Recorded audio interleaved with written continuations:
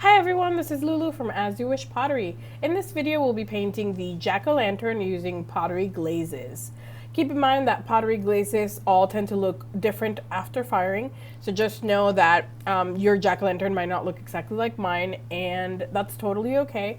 These are just the steps I took to create this look, and you're welcome to follow along or mix and make your own.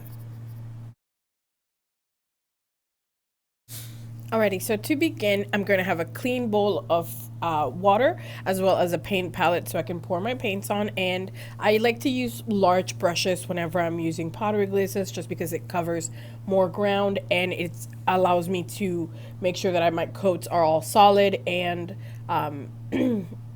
it ensures a good coverage all over the piece. So to begin with, I'm going to start using a fan brush and I'm going to paint 2 heavy coats of prairie gold on the inside of the pumpkin. I'm going to layer all my paint on with 1 coat first and then let that dry just a couple of minutes and then go in and paint another coat. Just keep in mind that since the jack-o'-lantern has an opening on his mouth and eyes, I would suggest that you go very carefully around those shapes first, and then once you have a good coverage on everything else, you can go in and slowly paint those areas so that way the paint doesn't drip on the holes in the mouth outside, right? Another thing I would suggest too is that you rotate your piece as you're moving so that way you can ensure that you get everything covered really well. Also, I like to add a little bit of water to my brush so it ensures that it picks up a lot of paint and so the paint doesn't immediately just soak into the pottery. There's a little bit of water there to let the paint move a little bit more, and I'm able to get the coverage all over really well.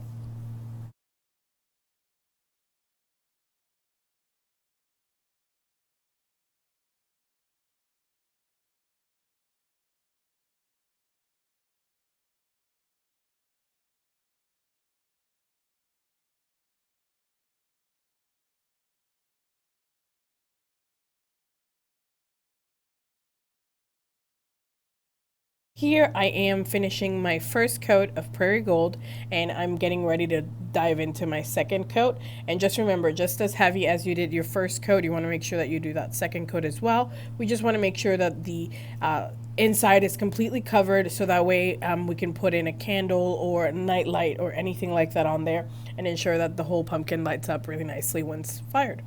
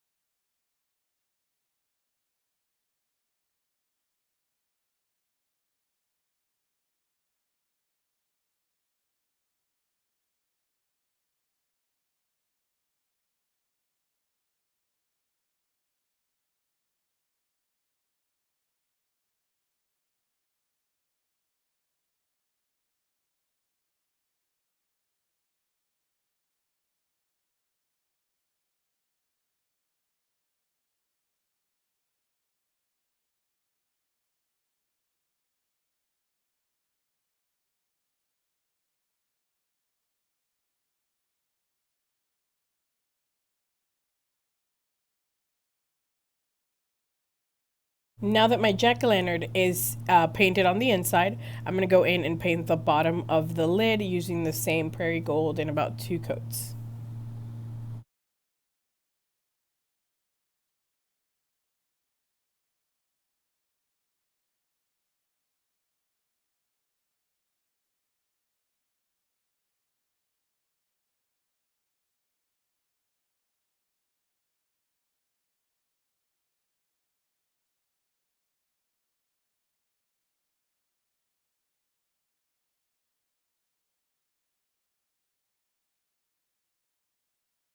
Now I'm going to paint the outside of my pumpkin with 2 coats of black top. I'm going to start off with the lid. I'm using a large square brush, so any large brush will do.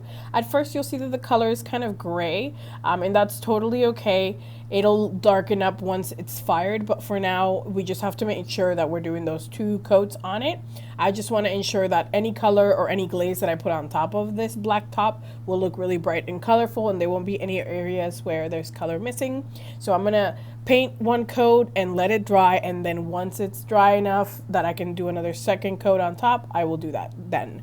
So here you see I already finished with my lid. I did that 1 coat on the lid, and now I'm doing it on the pumpkin. And because you have to allow for things to dry, I started off with the lid first, setting it aside, and then moving on to my pumpkin. I'm starting on the back of the pumpkin as well, just because it makes it a little bit easier for me to ensure that I don't get any black on the inside of the pumpkin through the mouth and eyes and nose. So just go at it however you feel the most comfortable. Just keep in mind that since it has holes, it's kind of tricky, and you want to make sure that you don't get any paint, any black paint inside. If you do, it's totally okay. You can wipe it off, or you can just let it be, and that's totally fine as well. As you see, the color dries even grayer, so this is awesome for us, so that way we know what's dry and what isn't. So just kind of keep an eye out on your paint as it's drying. Also know where you started from and where to continue from.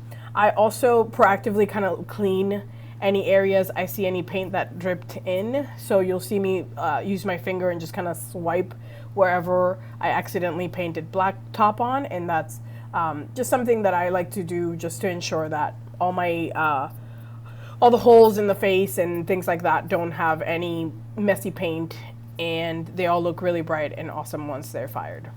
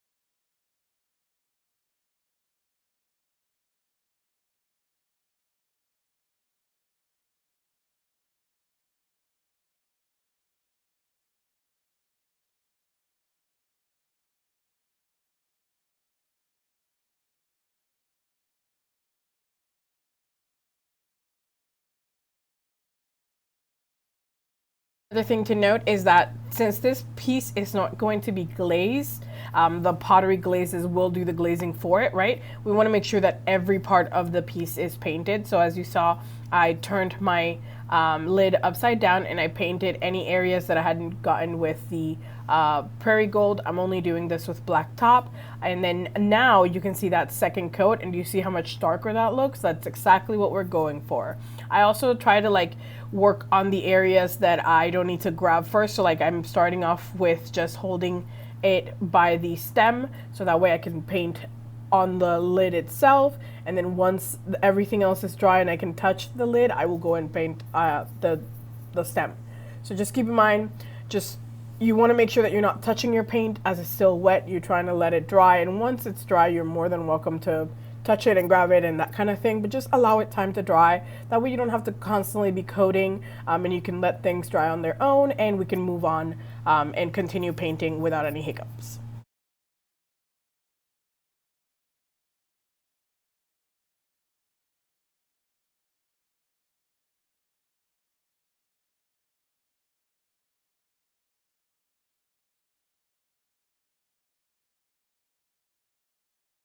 Now I'm going to do my second coat on my jack-o'-lantern. I'm turning it upside down again, just like I did for the lid, just so I can start off on the bottom. This will just ensure that the bottom will dry first, so I can set it when it's time to turn it upside down or right side up, you know. I'll be able to do that without taking away any paint.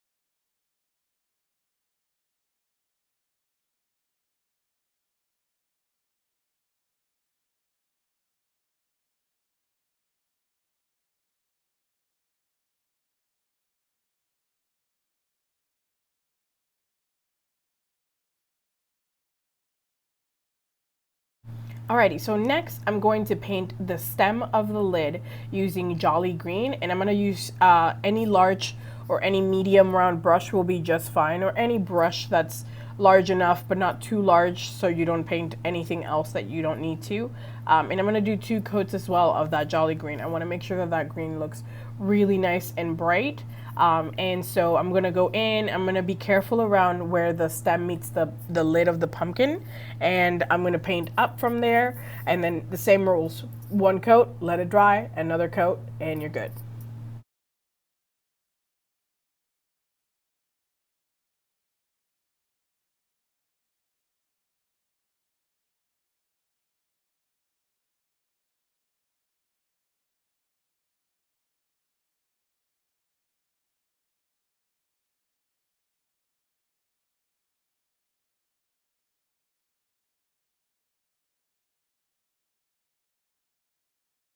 Alrighty, so now that my stem has been painted, I'm going to grab that paint palette I had with Prairie Gold again, and I'm going to do 2 coats of Prairie Gold on the top of the lid as well as the top of the pumpkin, and the same rules, 2 coats. So I'm using that fan brush again. I'm going to be careful around the stem area that I just painted, and then I'm going to paint this whole lid with 2 coats of the prairie gold. Then I'll move on to the pumpkin.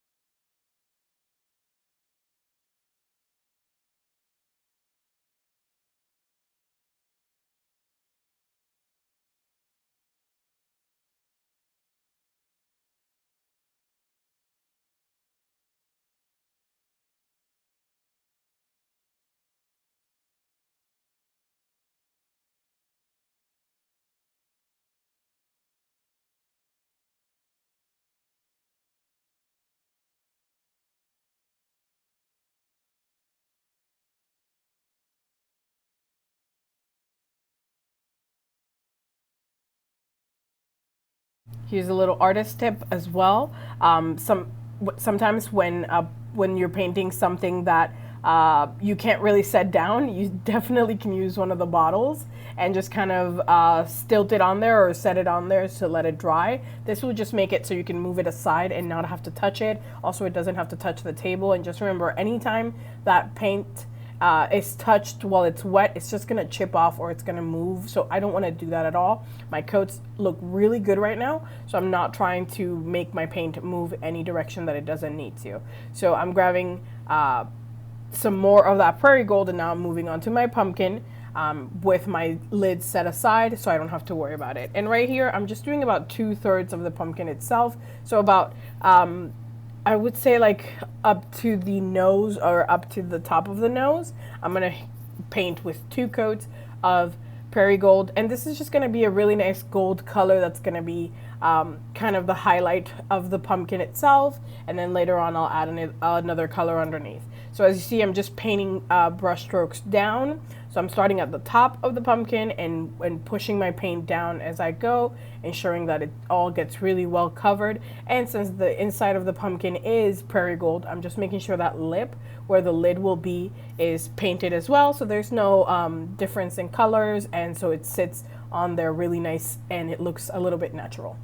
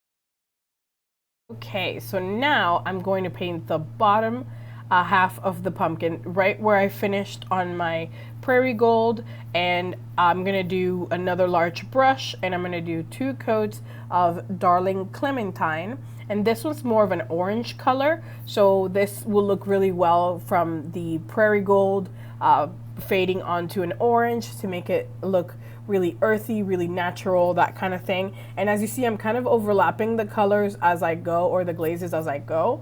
So what that means is just after I painted my coat, my 2 coats of prairie gold, and I'm starting on my 1 coat of clementine, I'm gonna brush up instead of down, right? To ensure that those 2 colors kind of meet in the middle. And this will just create kind of a cool effect on the pottery glazes. Later on, once it's all fired, those 2 colors meeting will give it some kind of cool touch or effect. And I keep calling them colors, but they're really glazes, and it's the same thing. Just some of us call them colors, some of us call them glazes.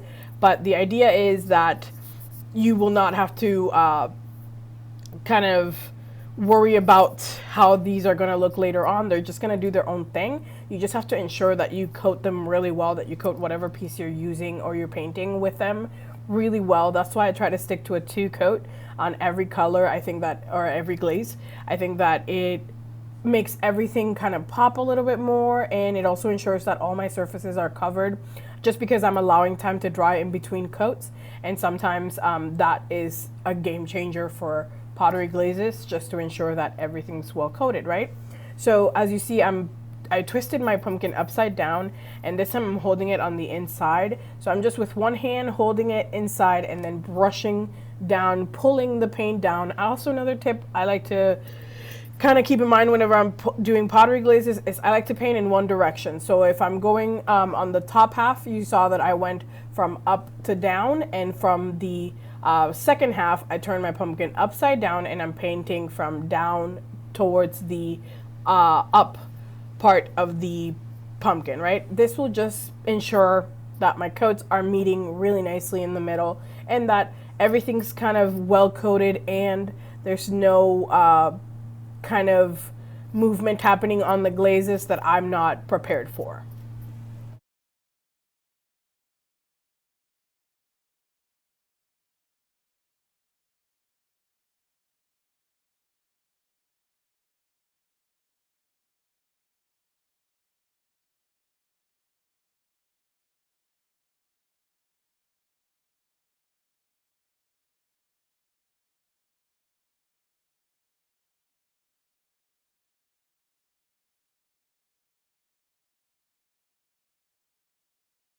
Now I'm going to use a smaller square brush, or you could use any brush really, and I'm going to go in and start kind of cleaning up those orifices like the eyes, the nose, and the mouth.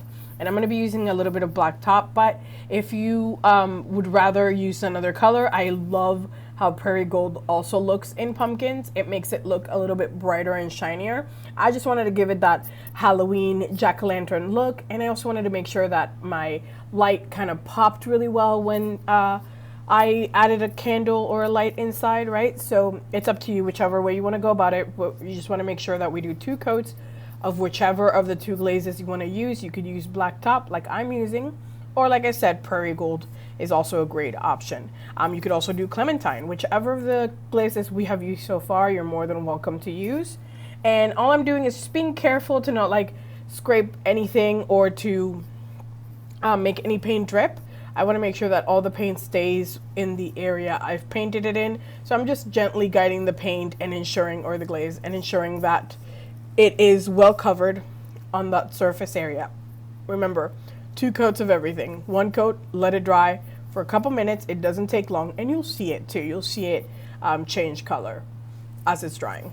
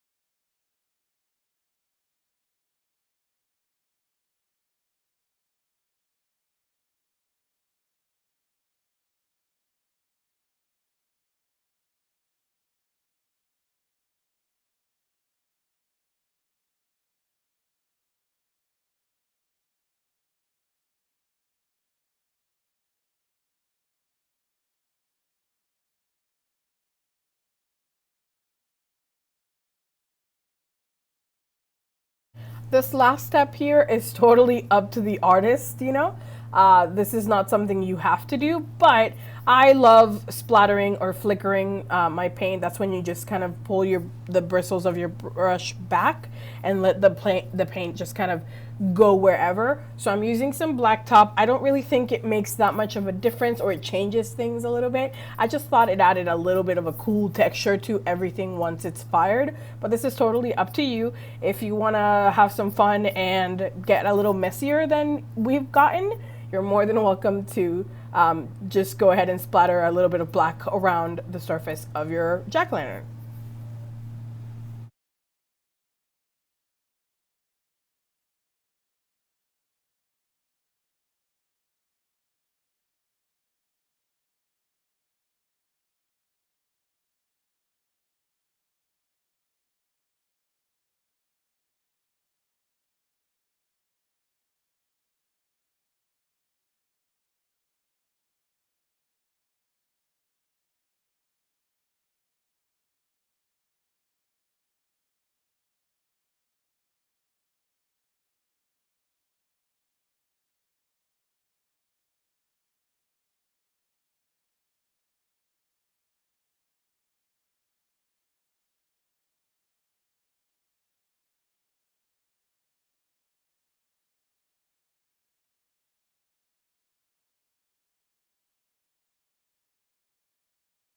Alrighty, so I wanted to show you here how the jack-o'-lantern looks before it's fired. Remember that this piece does not get glazed because the paints we used are glazes as well. So this just gets stilted and put into the kiln and fired at cone 06. And apart from that, all the colors are gonna look so much different once everything is fired. Everything will pop up really nicely. You'll be able to see the clementine, the change of the prairie gold, and the jolly green. And again, remember that your paints or your glazes and my glaze might not look the same, but the general idea will be there. That's one of the greatest things about using pottery glazes, is that everything's a kind of a new adventure and they all will look however they want to look. It also just depends on the piece, on how you coated it and things like that. So I hope you have a great time trying it out, and I hope you experiment and have fun with it. Here's the version fired, so that way you can see between both unfired and fired. And yeah, I hope you had fun painting with me today. I hope you have a great day, and bye-bye.